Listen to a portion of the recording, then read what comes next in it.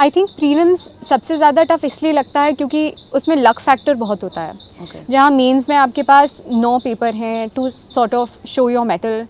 You can make up for 1 bad paper in another paper. आपके पास बहुत opportunity होती है मेंस में अपने आप को प्रूव करने की, बट प्रीलिम्स में आपके पास सिर्फ 100 क्वेश्चंस हैं और उन 100 क्वेश्चंस का भी MCQ आंसर है। तो अगर आपका आंसर सही हो गया तो आपको मार्क्स मिलेंगे, वरना आपका तो नेगेटिव मार्क्स हो जाएगा। सो आई थिंक प्रीलिम सबसे ज़्यादा टफ इसीलिए होता है क्योंकि वहाँ पे स्कोप बहुत लिमिटेड होती है, not only to sort of show that you are worthy और to prove your mettle, but also it becomes very luck based then कि वो 100 क्वेश्चन अगर आपने कहीं पहले पढ़े हैं, अगर वो टॉपिक्स आपने कवर कर लिए हैं out of this ocean of A syllabus, तो आपका सिलेक्शन हो जाएगा प्रीलिम्स से, वरना नहीं होगा।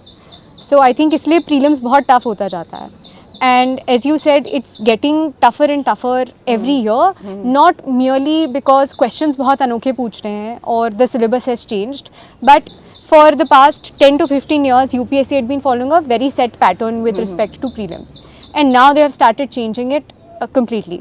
Now 1 pair 2 pair type के questions which were first introduced in 2022, but there were only a couple of questions like that, and in 23 we saw that almost the entirety of the paper was comprised of those type of questions. So I think the difficulty then arises in being able to identify what kind of questions are going to come, and secondly the changing pattern makes it very difficult for you to prepare and anticipate beforehand. वो 4 option होते हैं आपके पास prelims में, and जो set pattern होता है up until 2021-22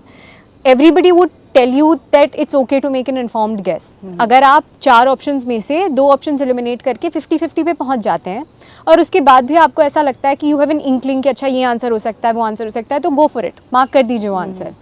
secondly जो क्वेश्चंस आते हैं वो क्वेश्चंस के अंदर ही ऑप्शंस होते हैं। Now if you are able to eliminate within those options itself, पहले वाले पेपर सॉल्व हो जाते थे,